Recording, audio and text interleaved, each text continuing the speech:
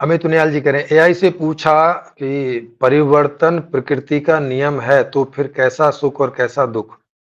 लो, मतलब परिवर्तनशील प्रकृति होगी तो फिर सुख और दुख नहीं होंगे? पूछो जरा।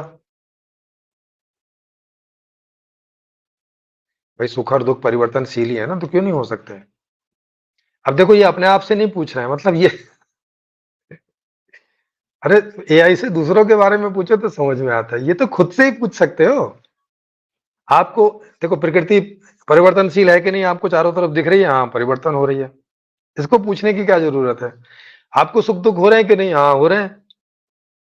इसको भी पूछने जाओगे? मतलब ये तो ऐसे हो गया कि आज मैंने सुबह टट्टी की थी 8 बजे, मैं एआई से पूछता हूँ। अब एआई थोड़ी बताएगा भाई कि आपने 8 बजे टट्टी की थी। वो इतना बताएगा कि हाँ लोग हर रोज टट्टी करते हैं, ऐसा करके बता देगा। 8 बजे आपने टट्टी की थी, ये तो आपको खुद ही मालूम है ना कि 8 बजे की थी। इसे भी एआई से पूछ रहे हो? तो आपको सुख और दुख होते हैं कि नहीं होते हैं, इसे एआई से पूछने जाने की क्या जरूरत है? खुद से पूछ लो भाई। एआई से ज्यादा निकट आप खुद हो अपने। खुद से पूछ लो कि आपको सुख और दुख कोई अहमियत रखते हैं कि नहीं? सुख आपको अहमियत रखता है कि नहीं? दुख दूर करना अहमियत रखता है कि नहीं? देखो। और अगर फिर भी ना पता चले तो आओ मेरे सामने। जब पीछे से 2-4 डंडे जोर जोर से लगेंगे, फिर देखेंगे कि आप डंडे खाना कंटिन्यू बोलते हो कि करो भाई, हम मुझे क्या सुख दुख क्या होता है, कुछ नहीं होता है, चलो 4 डंडे मारे और 40 मारो। अब देखेंगे ऐसा होता है कि नहीं होता है। या ये काम आप खुद भी करके देख सकते हो कि एक हल्का सा चाकू लो और ऐसे हाथ में तड़ाक से मार दो, फिर देखो। फिर उसको बोलना क्या है, सुख दुख कुछ होता है? नहीं होता है। देखो मैंने एक चाकू मारा, हाथ छलनी हो गया, खून निकल रहा है, देखो कोई सुख दुख नहीं होता है। तब बोलना है ऐसा। इसे एआई से पूछ रहे हो? अरे एआई से वो तथ्यात्मक चीजें पूछो जो हमारे हमसे दूर है, हमारी सीधे जानकारी में नहीं है। जो चीजें हमारी सीधी जानकारी में, उसमें एआई से पूछ के क्या करना है? वो वो तो ज्यादा सटीक सूचना आपके पास खुद ही है, आपके अपने अनुभव हैं। दूसरों के अनुभवों के बारे में पूछना हो तो एआई से पूछें। बहुत ज्यादा लोगों के अनुभवों के बारे में पूछ, क्योंकि उनका हमें नहीं पता है।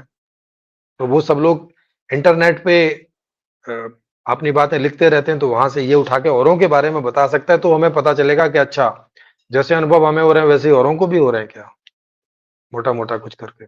उसके लिए एआई है भाई साहब।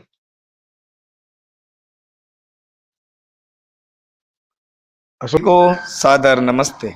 इस नई व्यवस्था में नया अर्थशास्त्र, नया राजनीतिक शास्त्र, नया समाज शास्त्र, नया शिक्षा शास्त्र होगा।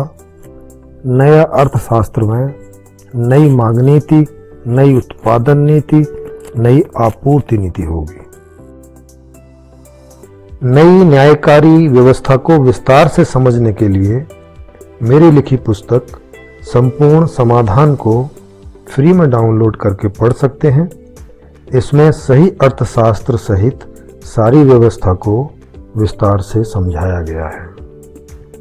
इसका लिंक नीचे डिस्क्रिप्शन में आपको मिल जाएगा। इसे शेयर करें, सब्सक्राइब करें और घंटी को भी क्लिक करें ताकि आने वाले वीडियोज का आपको नोटिफिकेशन मिलता रहे। इस वीडियो को देखने के लिए आपका हार्दिक धन्यवाद।